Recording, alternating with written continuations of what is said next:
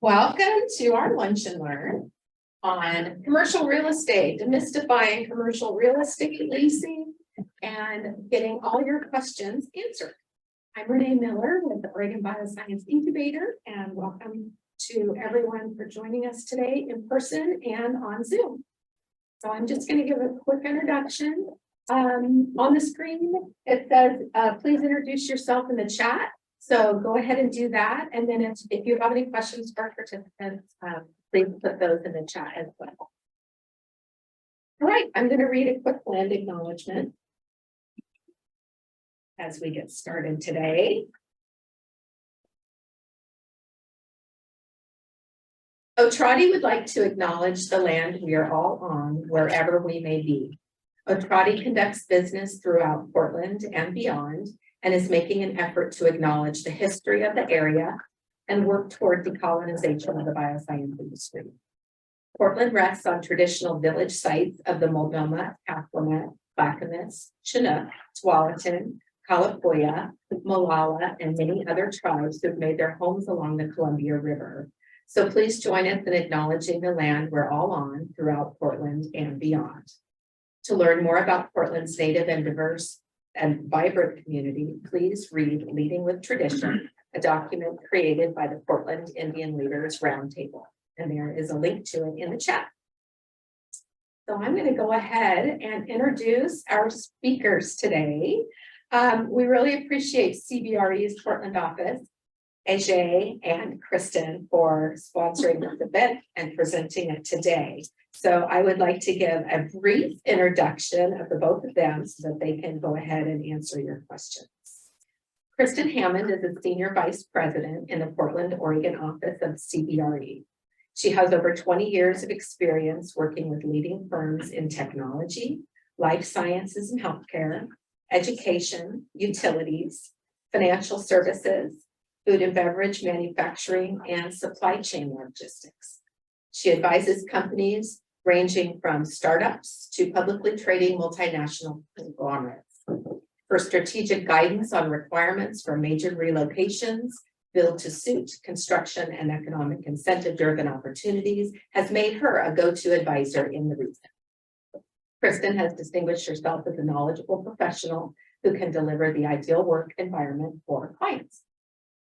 And as the first vice president at CBRE, the global market and brand leader in real estate services, Ajay serves companies with interests in Portland with custom-tailored real estate solutions. He specializes in representing local, national, and international tenants who require services such as office and industrial real estate brokerage services, labor analytics and economic incentives, project management services, data center solutions, and workplace strategy. And with that, I would like to turn the mic over to them and their presentation.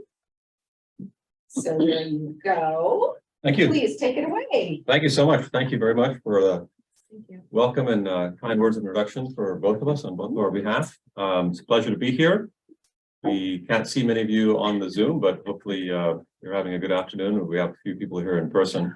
Commercial real estate, finding an office, finding a lab can sometimes feel daunting or confusing, and some of the processes and the jargon is maybe also intentionally or unintentionally opaque. And our goal here is just to be friendly voices, friendly resources to help address any questions you might have about any aspects of the process or any aspects of market conditions, or how do you go about getting your own office. In the introduction blurb, we basically pointed out that here, Heather and Renee and team do a great job of insulating you from all the agony that goes into finding space, putting down a deposit, paying your rent, figuring out what the rent is and what the charges are, all that good stuff. But at some point, I think you would probably like to graduate. They would like to see you graduate, and you'll be on your own adventure, finding your own space. And we're here as a resource. We've helped many young startups in this process, and we would love to be a resource for you if that makes sense. We do a presentation which you can advance one or two slides. The presentation is very content light. These are the 6 topics that we would have some materials that we can cover. But I wonder if, based on the way the last round went, we had one of these sessions in April, whether it makes sense to collect any burning questions you have that you'd really like to make sure we address, or if they're captured here, to just let us know. Would anyone feel free to give us some guidance? And by all means, chat is good, or if you'd like to unmute and speak, that's even better. Great. No need to type your question if you just want to. It's a small enough group that I think we can manage that pretty easily. So, any burning questions on your mind? Clearly, commercial real estate is not a burning Not a topic. burning topic. Well, they're here for some reason. Don't blame me. Don't be shy. Don't be shy. Yeah, no, we just so we can use your time better. We don't want you to wait 30 minutes and do it to get the question. If there's a question you would love to get answered up front, one of these numbers, tell us, we'll jump there, or something on your mind. I can't quite read the screen, but Oh, sorry. Okay, so I think, one of the general things that I think always comes up to very startups is, what do you mean by triple net? Yeah. TIs, the basic fundamentals of terms that go into leases. okay, When your square foot cost, does that also include calculations that include common areas, or how does that all work in terms of your lease? I think that might be a question people want to know, Sure. but don't know how to ask. absolutely. Great. Could we start right there? We should, Yeah. and we have a slide in here because that is a very common question. So we'll advance to that. And Tell me generally, where to stop. I can- when we talk about leases in commercial real estate, they can be structured a number of different ways. We'll start with the basics. There's what they call the full service gross rent structure, which is an all-inclusive number that a landlord or building owner operator will give you, which will have your base rent, your utilities, the taxes and insurance for the building, and then the estimated operating expenses, which are all of those common area maintenance costs, restriping a parking lot or parking garage, refinishing a lobby, adding a fitness center or showers, lockers, those sorts of items that have to be maintained moving forward. So you will just see one number, which is easy for budgeting, but you also have to know that there's this other number that will potentially show up in the subsequent year because they estimate all of those expenses for operating the building, but they reconcile it at the end of the year. And if there's a gap between what they've estimated and what the real number is, whether it's that they've underestimated or they've overestimated, that money will have to either be collected or distributed back out to the tenants. The other structure, and the one that frankly, this group of people are more likely to encounter because of the nature of the kind of use you have, is the triple net lease. So that one, they're going to give you a rate, and that's just the rents. And then there's something called the nets, which is another dollar figure that includes the taxes, insurance. It may or may not include some component of the utilities. And then there's a whole nother bucket, a third bucket out there that is the utilities and the janitorial costs. So there's somewhere between 2 and 3 buckets of numbers on a triple net lease. And there's really just the one bucket on a full service gross. And the reason for that is that people who are in a triple net lease, well, it's 2 reasons. One, it depends on the owner of the building and how they are running their books. They might want to have a certain vertical itemization of their costs, rather than having things lumped up that they have to break out further at a later date. But also if the users are heavy on power, water, which is a lot of bioscience, medical facilities are always triple net, all industrial facilities are always triple net because they're very big power users. There's some extreme customization to their space. That's when they really want to just break it down into, here's the rent, here are the nets, and you guys are responsible for your utilities, your janitorial, and sometimes your own insurance. So when we do an analysis to show somebody what the costs are, we generally gross up the nets so that it's apples to apples with the full service gross rent structure, if the full service gross rent structure is in there, or if somebody really just kind of wants to see the cost all lumped in one versus having it broken out. But That's generally the difference between the structures. And Portland used to be a primarily on the office side, full service gross market. But over the last 10 years, it has switched more to the triple net structure. And that's a result of so many buildings changing ownership. And as the new ownership came in, they implemented the triple net method for accounting versus full service gross. Some of that is also due to the changing tax structures within the city of Portland and the county of Multnomah. Another, one of the other topics you mentioned was tenant improvements, so, and allowances. So when you sign a lease and enter into a new space, office, lab, warehouse, oftentimes that space is not in the exact condition that you would like to see it in for the purposes of your particular use and business. And so the concept of changing the space or adapting the space to your needs is tenant improvements.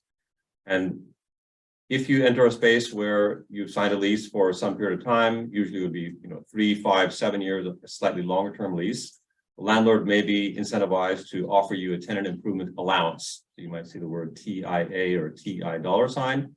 And that is an amount of money that the landlord will contribute towards the cost of you having your space built out to your specifications.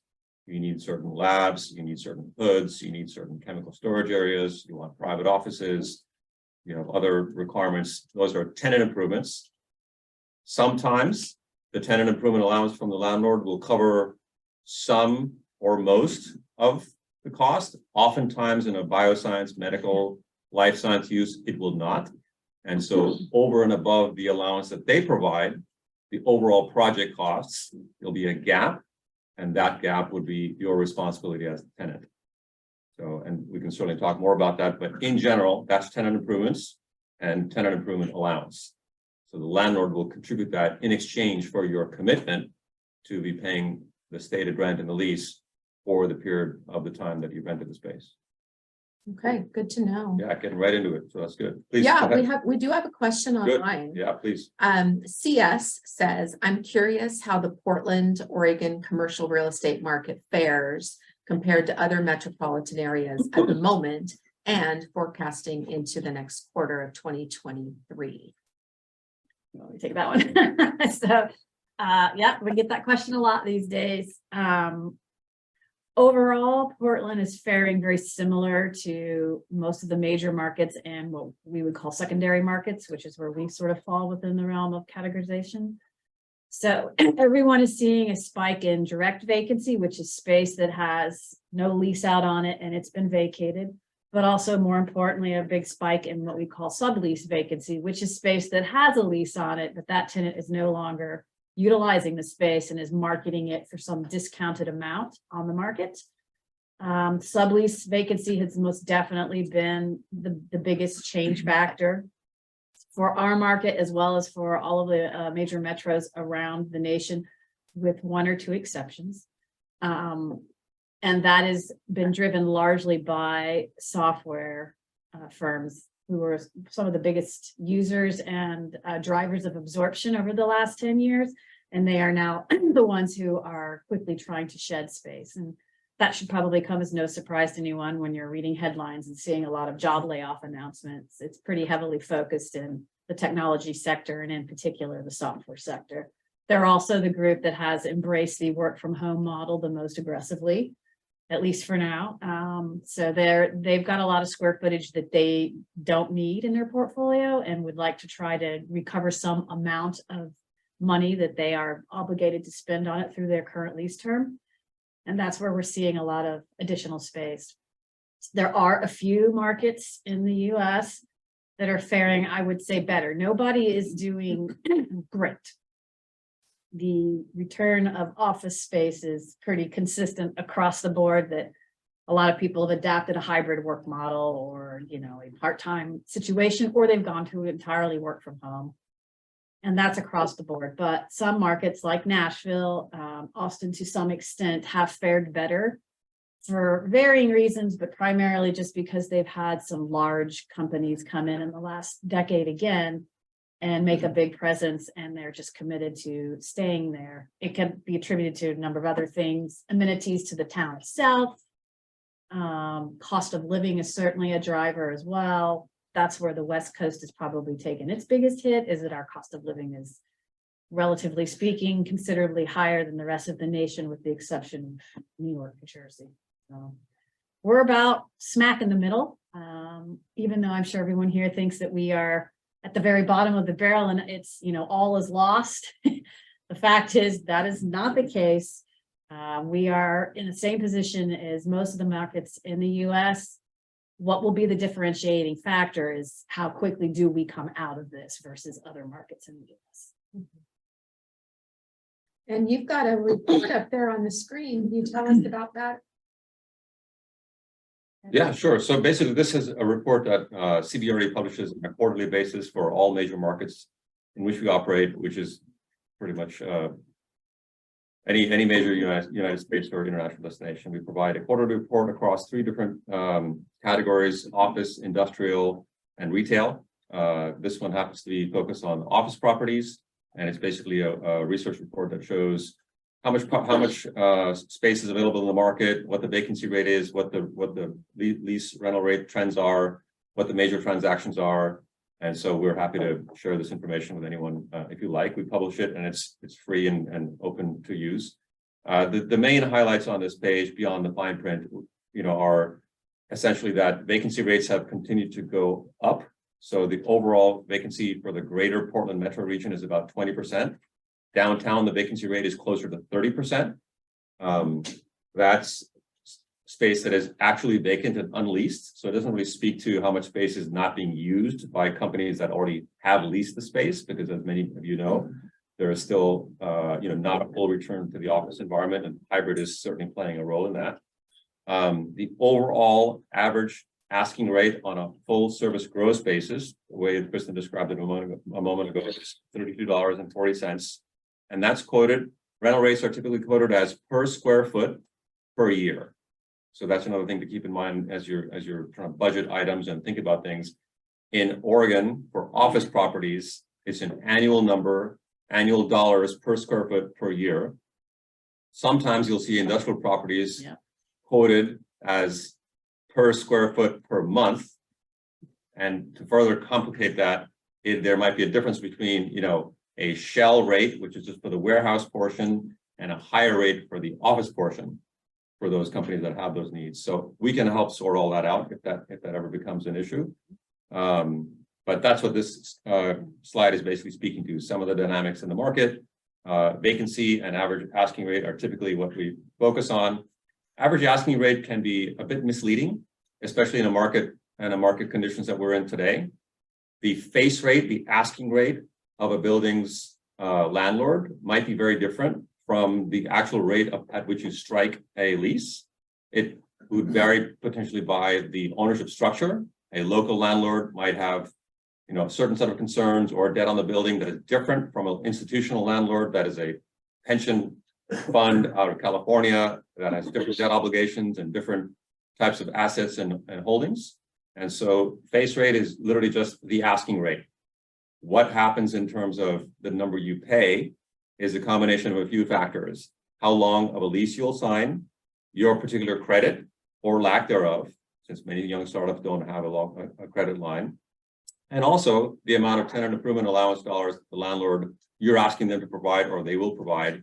These are all knobs and levers that go up or down based on what your personal circumstance, your company's circumstances might be as it pertains to your needs. So some companies in today's market that are able to sign, call it a 7-year lease, may get up to 1 month per year of lease free.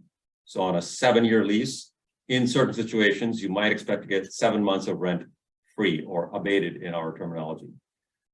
That's not an ironclad rule, but just as an indication, that's one of the other concessions the landlord can offer. Changes in rate, changes in free rent, the amount of months of free rent, the number of months in free rent, and some or none of tenant improvement allowance dollars. And just to be clear, there's a bit of a bifurcation in Portland right now between office and industrial, where offices got a lot of vacancy and, that will continue to go up. We haven't hit peak vacancy yet. Industrial does not. So industrial rates are not pulling down at all. They're still going up. And that's true across the country right now with places like LA. It's just It's almost become a no-go for industrial users unless they are Caterpillar sized because the rates are so high.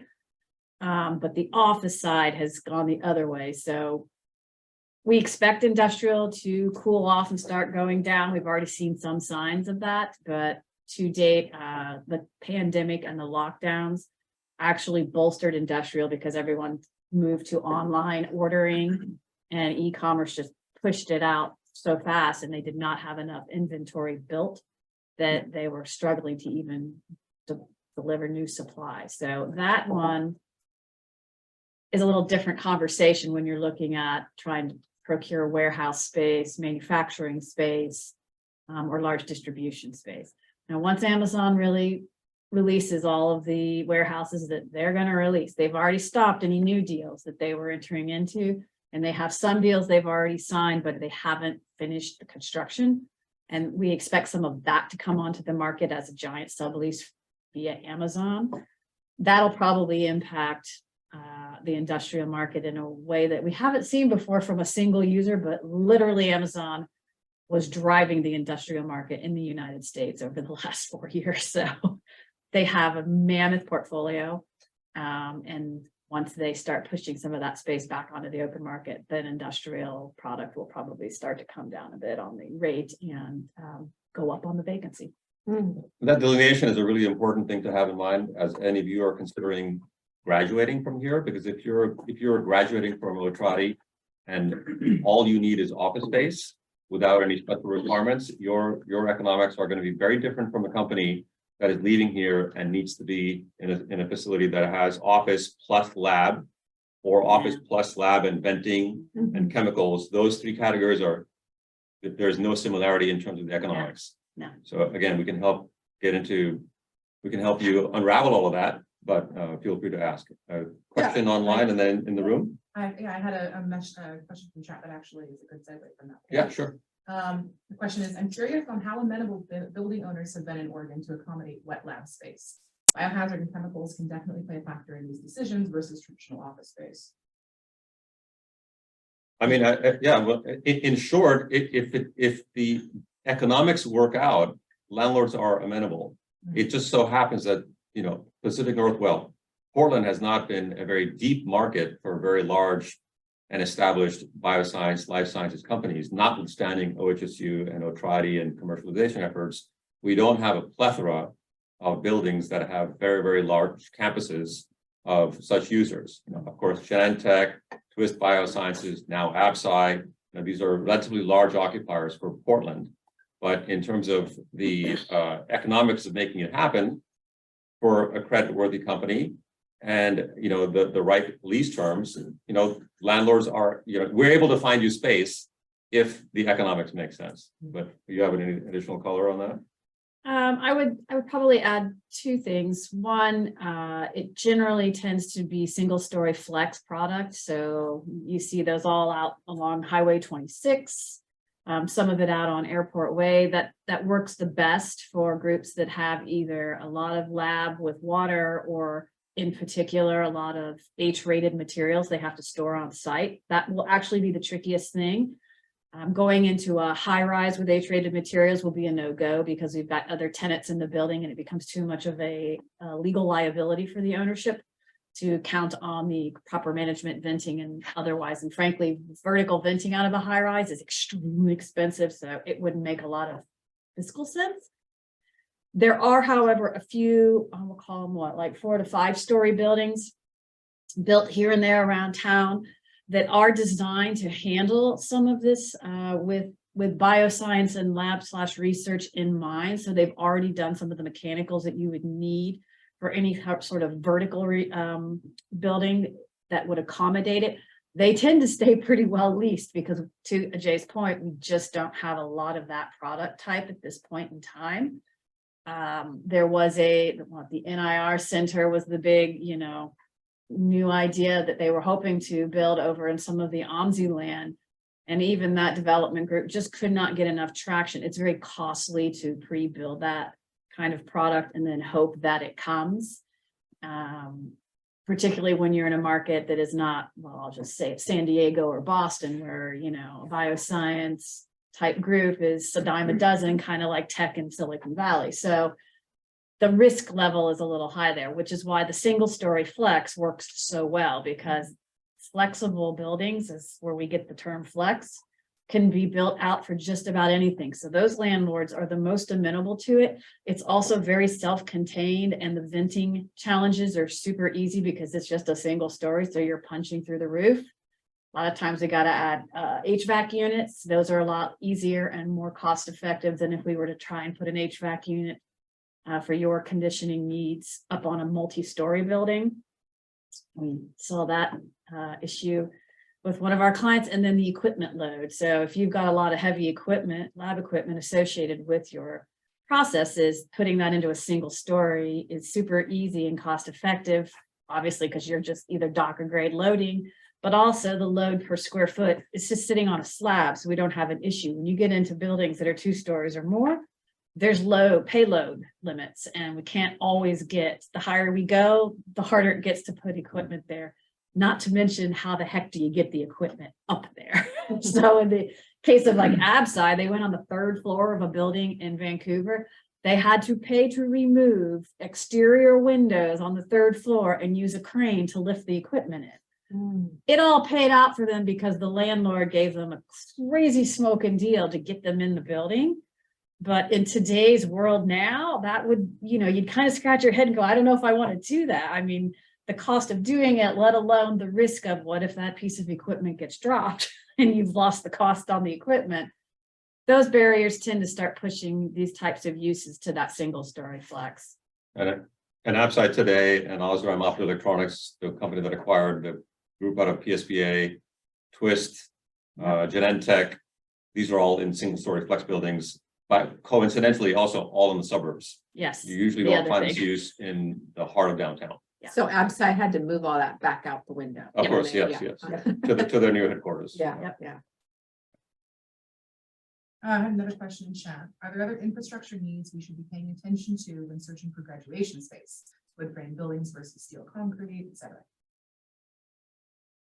I think it's heavily dependent upon your use, but I think that might be a question we can address, more directly. Yeah. So hopefully you'll be able to circulate our contact information. Sure. Yep. But really very specific to the use and what's possible in that particular building. Yeah, if you've got a lot of big heavy equipment that's power intensive, then you're going to want to know what kind of power capacity is pulled to the building, because if it's not enough, you're paying to pull it from the road to the building.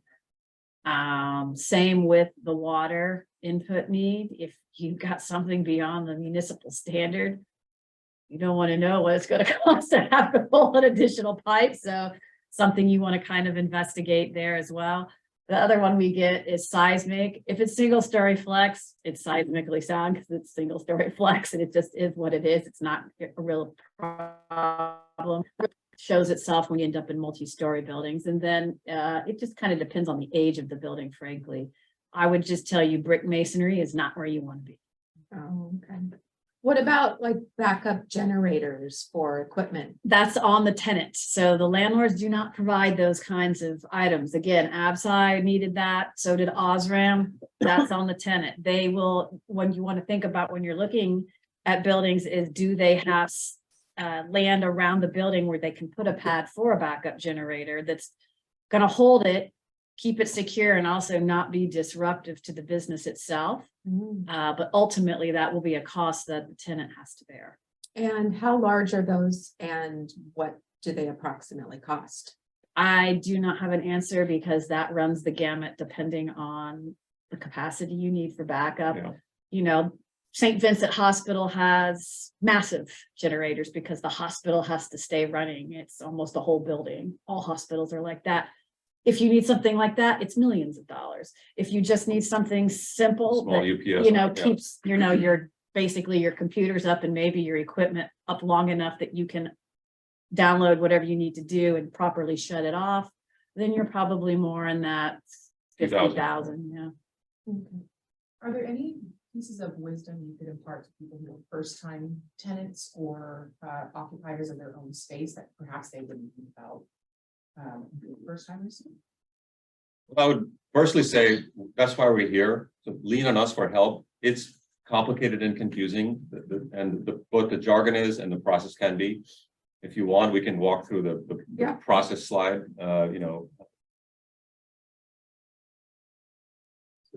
And I would just advise first timers to be really careful. Don't get out over your skis. It's your first space. It doesn't need to have all the bells and whistles. Yeah. You know, you might think a ping pong table is great, but when you think about the square footage under that ping pong table and what you're paying, just know that, you know. Maybe that happens in the second space, or when you've had a really great round that, you know, we've watched a lot of them try to, this was part of the problem for the tech industry, is all the startups are trying to compete with Google and Apple, but they don't have the pile of cash that Google and Apple have. Google and Apple are not having any issues with their leases because they can afford it. But all of the startups are the ones who are having to put this back on the market for sublease because they actually can't. And a lot of it is because the notion of the talent will only come if I have this got so pervasive that they ended up spending a whole lot of money on their build outs and their rents, where they could have probably gone into a space that wasn't the top of the top, and it would have been just fine, and they would have saved some money there. How are you defining sublease in your use? Because sublease can mean a lot of different things. In commercial real estate, sublease is, to put it bluntly, someone has a lease on a space for whatever period of time, let's say 5 years for the sake of conversation. They are not going to return to the office. So they are putting it on the market for lease, for sublease. So they're going to lease their leased space to someone else for some discounted rate below what they are paying for some period of time, between something shorter than when it's due, when it expires, to right up when it expires. What that master lessee is still the ultimate obligatory. It's their responsibility to pay the landlord. The subtenant pays the sublessor. when available, subleases are often It's a an great place to start. easy way to get started. It's I just usually wanted less. to make sure it was one lessor that's subletting as opposed to someone who owns the building. I just wanted to make sure it was a sublease as I understood it. Yeah, Yeah, the yeah. building owner just does a lease. This slide is going to more detail than is really necessary, but just as a general rule, when we visit with companies or graduate, imminent graduates that say they need their own space for whatever reason, we sit down with you and try to understand, what your needs are. How much office space do you need? Do you need any non-office space, lab? What kind of power, chemical, venting requirements you might have? Just understand how you view your company, your brand, your culture. What part of the Portland Metro you want to be in. Really have you tell us what would make an ideal next step for you. What would you really be excited about? Should that be achievable? And then we go and do our homework and come back with a survey of options based upon the criteria that you've given us, and the geography and budget, for example, or length of lease that you'd like to sign, and present those to you. We'll present a summary of the options, and then each building or landlord usually has a flyer, a marketing flyer that's a 3 or 4 page glossy, a PDF. Now, of course, that is bragging about their building and the amenities in the building, and whether there's parking or no parking, or what the parking cost, or dog friendly, or roof deck, or gyms, bikes, fitness lockers, all those things. And we'll walk through that survey with you and help you select a few that you can go that intrigue you, and you'd say, I'd like to go visit these spaces. So then we'll go make appointments on your behalf, and we'll take you to these spaces. The landlords and the landlord brokers will brag about the spaces, show you around. You come back and go, you know what? I didn't like the third and fourth one, but the first and second look really intriguing. So we would like for you to come up with, at least 1 or 2, at least 2 or 3 options ideally, because when we get later in the process, we want to be able to play a few landlords off each other to secure the best economic and overall terms for you. If you just have one favorite and that one, you really don't have any leverage in the process, but having 2 or 3 is always handy. Oh, that's a good point. Yeah. Even when you have a top favorite, we're going to quote unquote make you pick an option B, because first of all, anything can happen. It could be leased from underneath you. Yeah. And even if you don't intend to move into option number 2, we are going to ask them for a proposal for their terms, so that we can go back to your option 1 and say, hey, look, well, we have this one over here. Are you sure you don't want to be a little bit more generous on your tenant improvement allowance? Because they're giving us $35 and you're giving us $25 or whatever the number is. So once you've selected a few, we draft plain English proposals, which are, basically written documents that express your intent. It's a serious way of saying, I'm not just window shopping. I'm really interested in learning about, what the terms are would be in your building. And it comes in one of two ways. Either you're making an offer that says, I'd like to lease your this amount of space for this amount of time at this particular rate. Tell me what you think. Or it could be more open-ended, where we send a proposal on your behalf to the landlord and say, you're the company, you would like approximately this amount of space for this time, and so on and so forth. Give us your best offer. So that process of proposals kind of go back and forth several times. And each time you're basically redlining. The landlord will offer a proposal, we'll look at it with you, we'll review it with you, we'll do a financial analysis of both or all three. And as Kristin said earlier, one of them might be a full service gross rate, the other one might be a triple net, the third one might be a modified gross. We'll make it apples to apples for you so you can see the rate, any concessions they're offering in terms of free rent, any tenant improvements allowance they're offering, and any potential out-of-pocket costs that you might be liable for should you move forward. Yeah. We'll help you walk through that. You might then say, we need to improve the offer in this particular area. We'll respond, and that's where the red lines kind of happen a few times over. When we finally arrive at terms that are mutually acceptable to you as a tenant and them as a landlord, we then quote unquote move to lease. So that document is still a non-binding document. It's just an expression of intent. They might ask you to sign it to signify that you're serious about proceeding further, but then an actual contract, a lease contract will be drafted almost always by the landlord on the landlord's documents that will then lay out in far greater detail and legal language the contract that you're about to enter into. We'll help you find resources. We'll help you review the lease. We'll help you find lawyers if you need to help, because it'll be important to involve them in many situations when it's not too straightforward. We're not lawyers. We can't give legal advice, but we know enough about leases to tell you what to look for or help them. And that review process happens also kind of back and forth with the landlord. And you now arrive at lease execution. So time has come, you sign your lease, you put down your security deposit, the landlord signs the lease as well. Now the lease is fully executed and you're bound to the terms of that lease. If the space is magically ready to move in, you're moving in, but most likely there's some tenant improvements that need to happen. And so that will kick off the tenant improvement phase. And we can get into details over, whether the landlord performs the tenant improvements or a third party does them. If you're interested, we can talk about that. But there'll be some period of time at which the space is being prepared for your use and occupancy. And then move-in date, you move in and you have your first day of business. Everything involved in all of that around furniture, lighting, telecommunications, legal resources, others, we can help you with. We're here to be a single point of contact to help make this process seamless. So that's the general process for not only a first timer, but really anyone. Yeah, How do you please. charge for those services? That is an excellent question. I was hoping you would ask that. And go ahead if you want to get started. Well, so for the There you go. lease negotiation portion of it, so the thing that Ajay and I do most specifically, help find the space, negotiate the terms, get you through the lease. The fee is paid by the building owner, and that's incumbent upon us to get them to agree to a contract for a fee.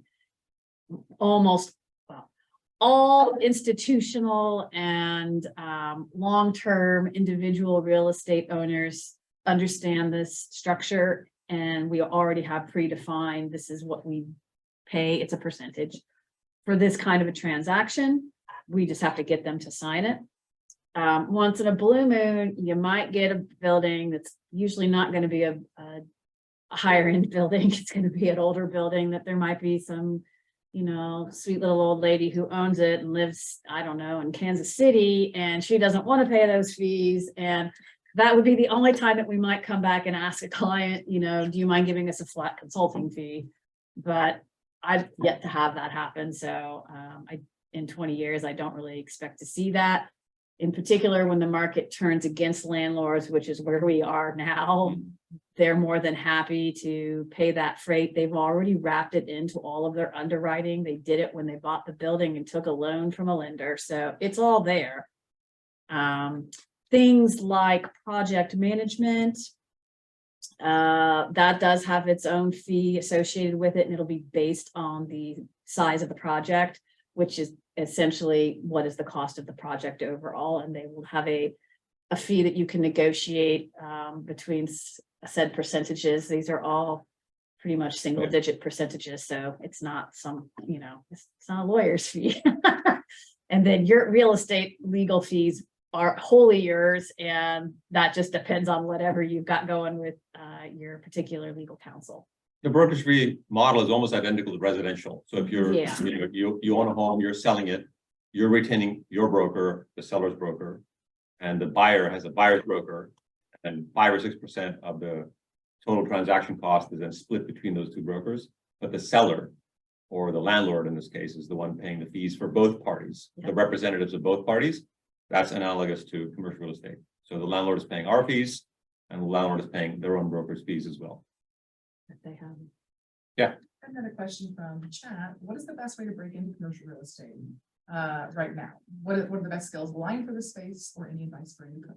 When they ask, In, meaning, yeah, do they want to be an investor? Into the commercial real estate. they want to be an investor or they want to be, They gave an example, like, i.e. work for CBRE. okay. They want to be Different. you. Oh, okay, yeah, no, we'll drop us a note, we'll tell you,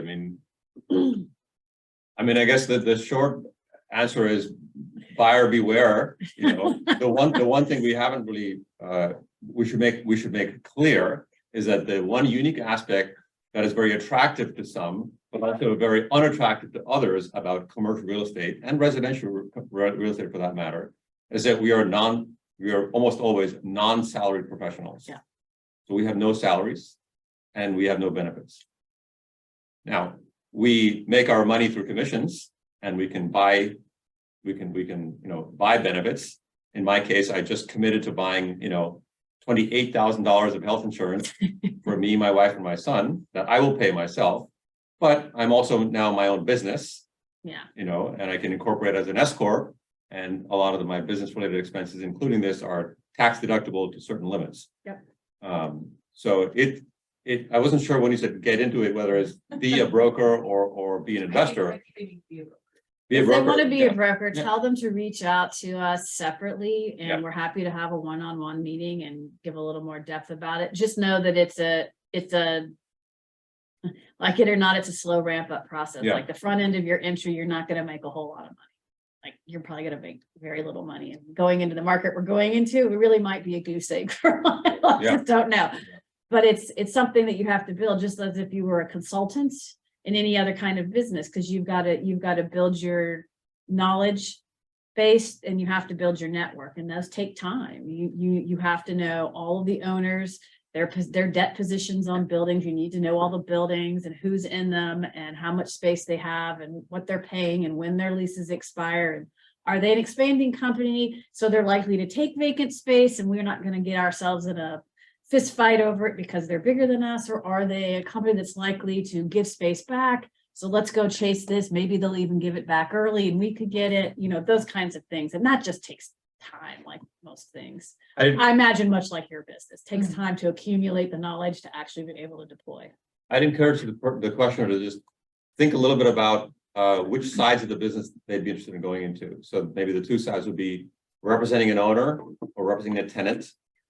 And then further, the product type.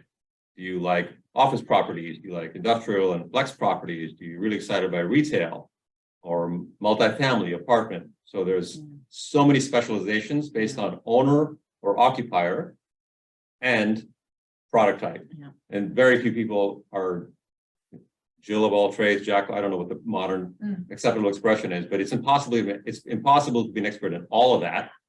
Too much. One of those intersections might gravitate. Oh, I would really like to represent retail landlords. Oh, I'd really love to represent, medical tenants. So I'm going to cut Ajay off. Are there any more questions about Yeah.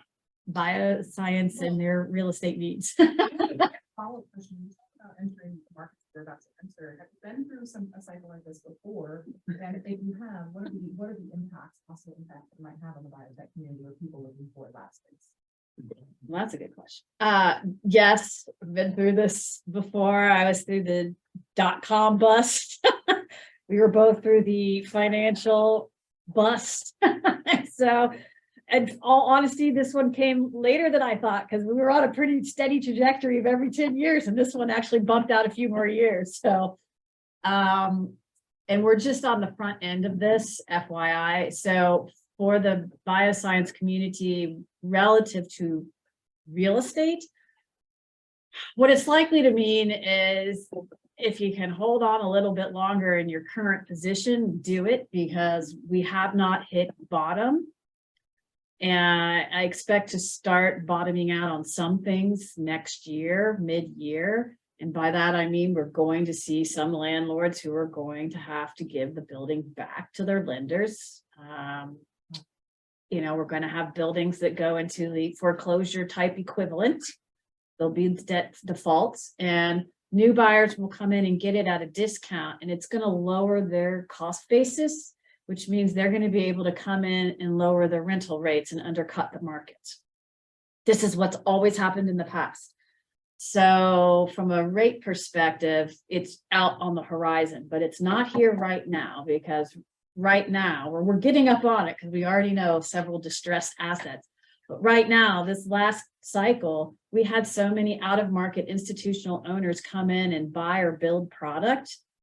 The rates just went cuckoo up. It's something new for Portland, to be honest. We've always been a bit more sort of steady middle, where San Francisco and New York and other major markets would go like this in their cycles, but they could manage it because as much as they would do this and then drop, they could always come back up because they had a heavier concentration of Fortune 500 type firms in their area. We'll see how this one plays out, because we've got a different thing to deal with in this hybrid work model situation.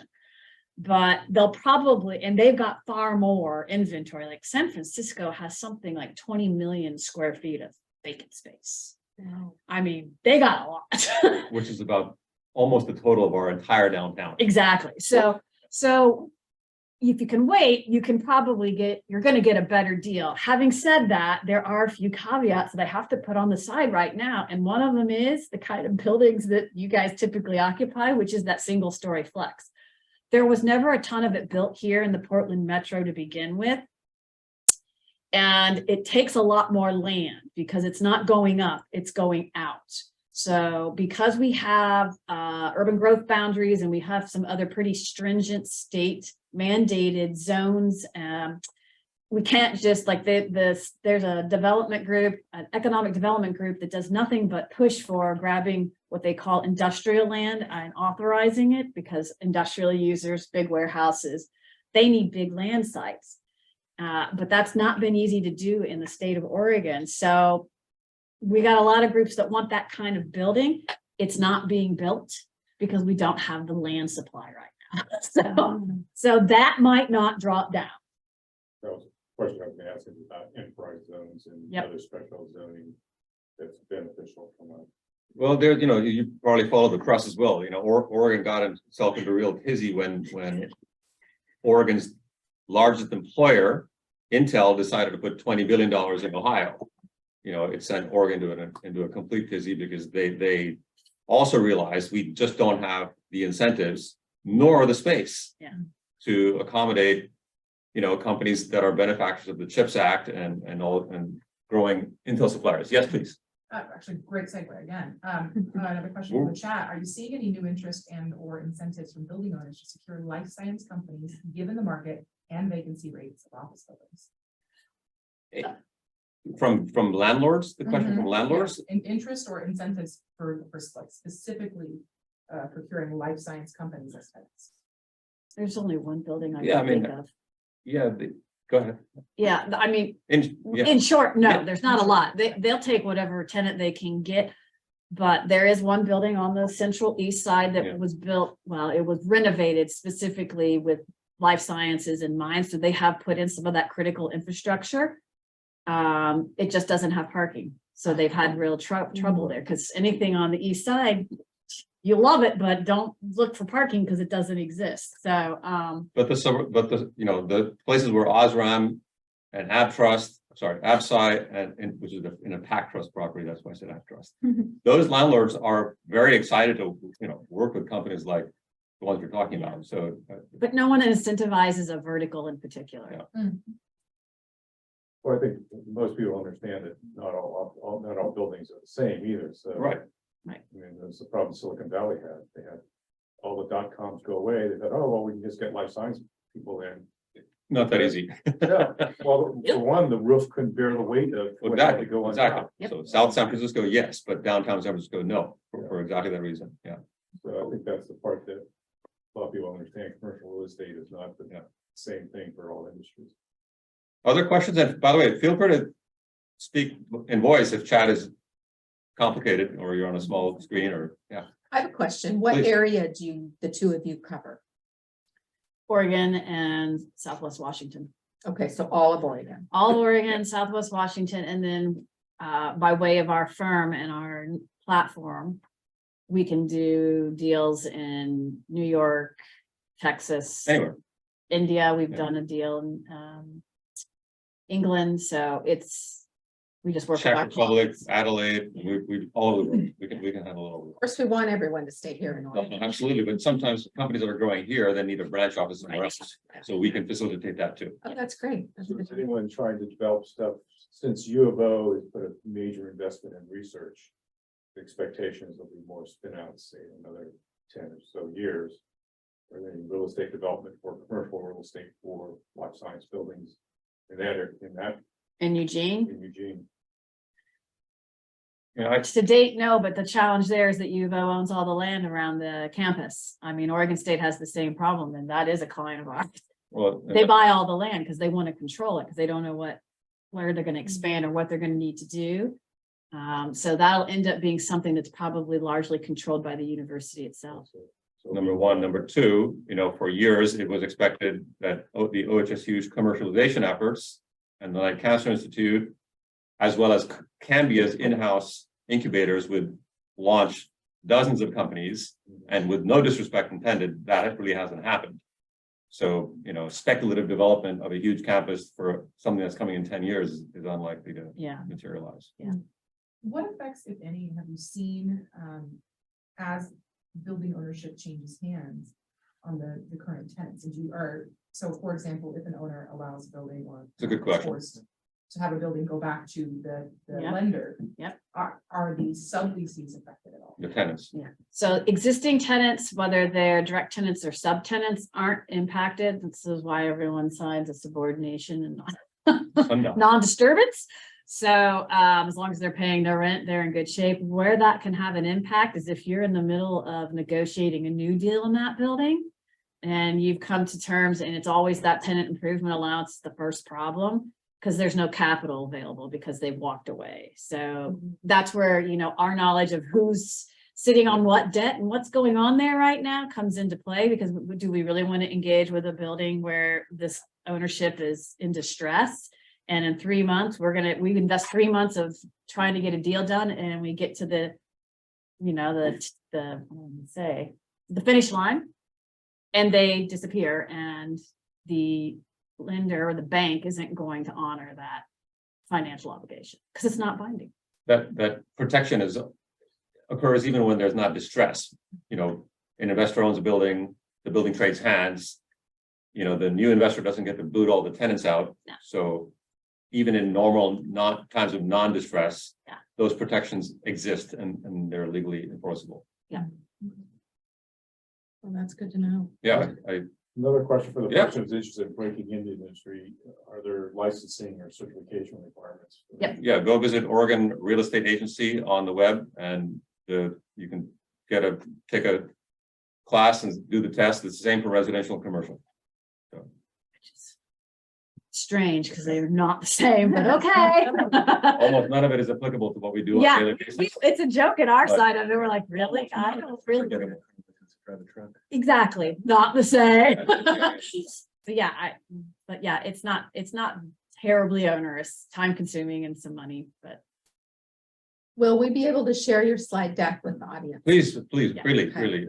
and we're Great. always available for a private chat or a conversation or coffee or. Yeah.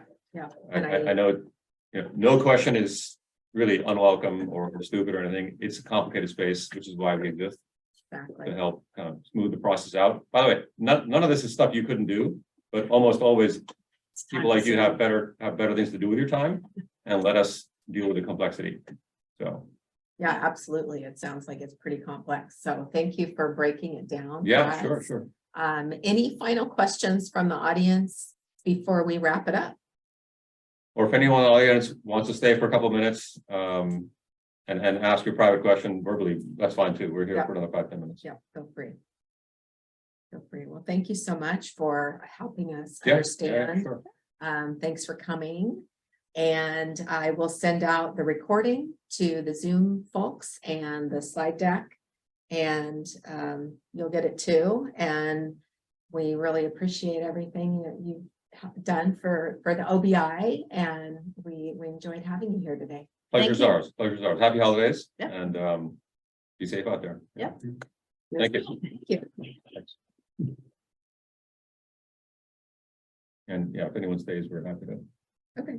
chat with a small